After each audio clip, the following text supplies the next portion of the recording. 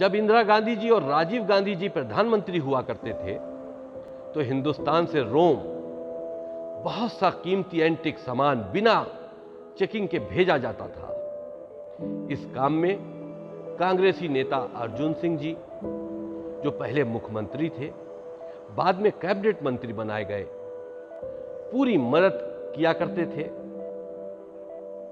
और इस काम को अंजाम देते थे।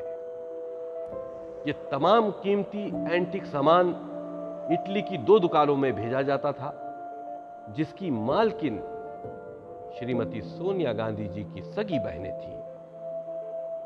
और उस कीमती एंटिक सामान का झूठा बिल बनाकर उसे लंदन की नीलामी में भेजकर लंबी रकमें वसूल की गई हैं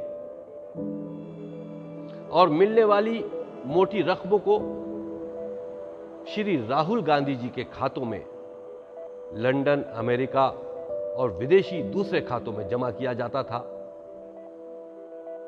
इस मामले में सीबीआई ने 1993 में एंटिक चुराने वालों का पता लगाने के लिए एक एफआईआर भी दर्ज की थी, लेकिन उस वक्त केंद्र में कांग्रेस की सरकार थी और हुकूमत का दबाव बनाकर उस एफआईआर में श्रीमती सोनिया गांधी जी का नाम नहीं डाला गया।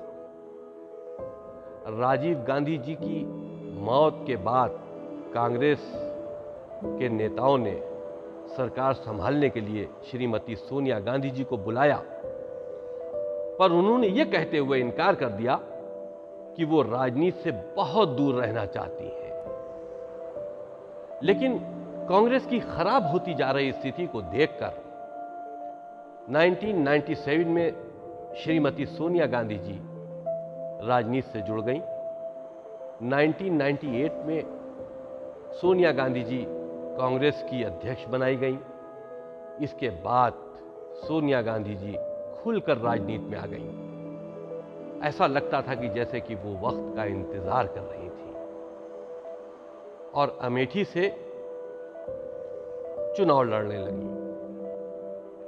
2004 के लोकसभा चुनाव में सोनिया गांधी जी के नेतृत्व में कांग्रेस और उनके सहयोगियों, जो पॉलिटिकल दल थे, उन्होंने मिलकर बहुमत हासिल की और लगभग सोनिया गांधी जी का प्रधानमंत्री बनना तय हो गया था। यानी कि एक इटालियन महिला जो कि इटली में पैदा हुई थी, अब वो हिंदुस्तान की नागरिक थी और भारत के संविधान के अनुसार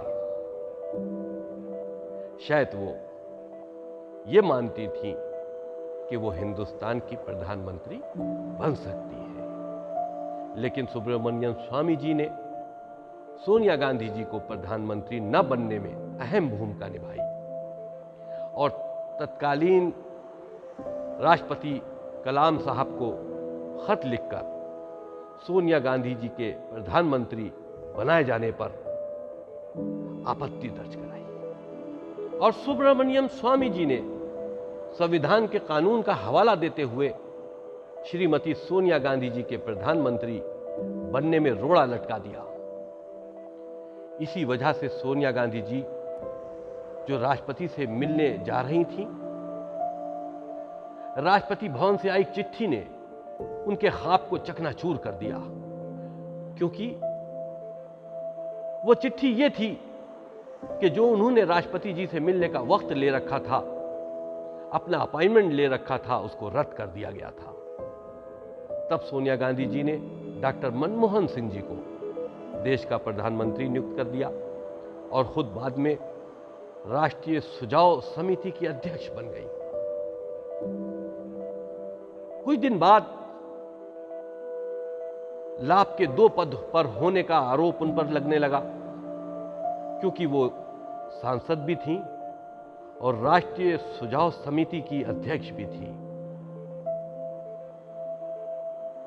इसी वजह से श्रीमती सोनिया गांधी जी ने अपने दोनों पदों से इस्तीफा दे दिया और दोबारा उत्तर प्रदेश की रायबरेली सीट से चुनाव लड़कर सांसद चुन ली गई।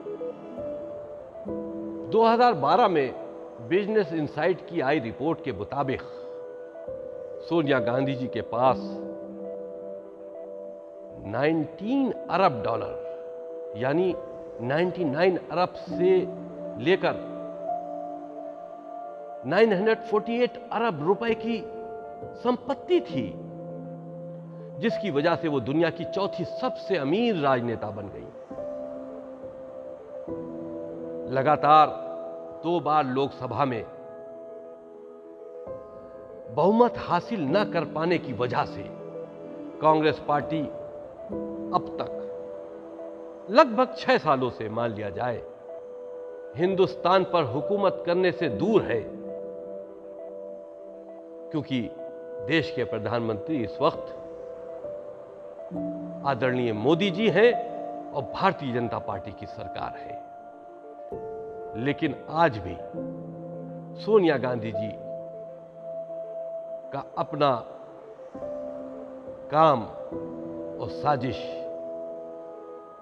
जो हिंदुस्तान के लिए वो करती रही हैं, अपनी सियासी कांग्रेस पार्टी को बेस बनाकर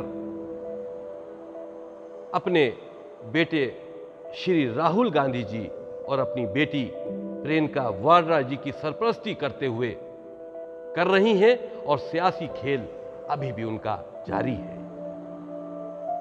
हिंदुस्तान के इतिहास में विदेशी लुटेरों में सबसे ज्यादा वक्त हिंदुस्तान पर हुकूमत करने वालों का अगर नाम लिया जाए तो मुगलों का नाम पहले लिया जाता है, क्योंकि बाबर पहला मुगल शासक था जो उज्बेकिस्तान का था, वहीं पैदा हुआ था और भारत आया था। भारत पर आकर उसने हमला किया, यहां अपनी हुकूमत कायम की और मुगल सल्तनत की बुनियाद डाली। उसका बेटा हुमायूं भी उज्बेकिस्तान का ही पैदा हुआ लड़का था, जो बाबर के बाद हिंदुस्तान का बादशाह बना। मुगलों ने हिंदुस्तान को लूटा और यहां हुकूमत भी की है, हिंदुस्तान की लड़कियों से शादियां भी की है। मुगलों की 250 साल की हुकूमत में ज्यादातर मुगल शासक हिंदुस्तान में ही पैदा हुए हैं। क्या उन्हें हिंदुस्तान से मोहब्बत थी? क्या आज उन्हें हम हिंदुस्तानी कह सकते हैं? उसी तरह श्रीमती सोनिया गांधी जी भी इटली की नस्ल की एक औरत है। उनकी कोख में रहे बच्चे इटालियन नस्ल की मां के ही कहलाएंगे। मेरे विचारों से उनके दिलों में हिंदुस्तान की मोहब्बत नहीं है। इंसानी फितरत के हिसाब से भी जो जिस नस्ल का होता है या उसकी नस्ल जिस मुल्क से जुड़ी हुई होती है, उसको उस मुल्क की ज्यादा लगती है, उस जमीन की ज्यादा लगती है। अगर वो किसी दूसरे मुल्क में रह रहा है तो उस मुल्क की उसे कम मोहब्बत होती है। अगर हिंदुस्तान की हुकूमत का मामला ना होता, आज ये इटालियन नस्ल की मां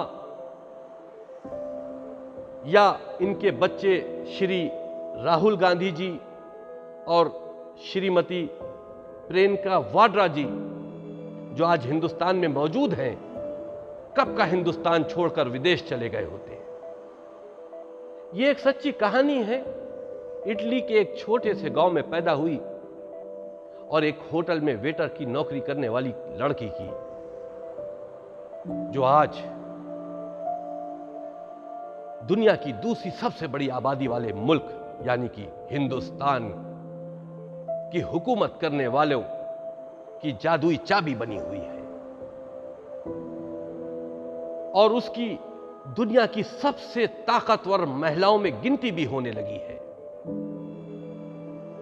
यह कहानी खामोश है, लेकिन इसको बहुत लोग जानते हैं,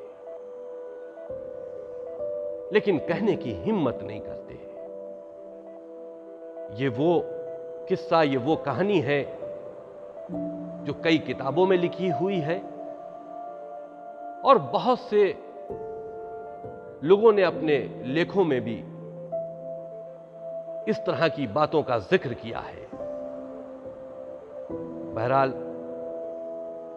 ये कहानी मैंने आपके सामने पेश की और आपसे फिर मिलेंगे एक नई सच्ची और उस खामोश कहानी के साथ में जिसे दुनिया अच्छी तरह जानती है लेकिन कहते हुए डरती है।